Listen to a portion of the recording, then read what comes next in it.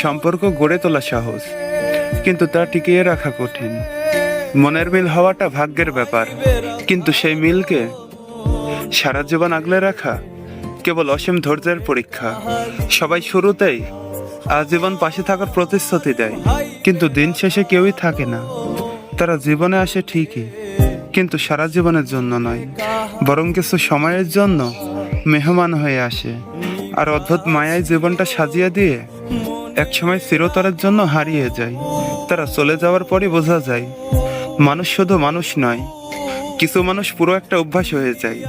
তাদের অনুপস্থিতি শুধু শূন্যতা নয়, বরং প্রতিটি মুহূর্তে অনুভব করা এক নিঃশব্দ কষ্ট। যে মানুষটা এক সময় প্রতিদিনের গল্পের সঙ্গ ছিল, সে একদিন স্মৃতির পাতায় আটকে যায়।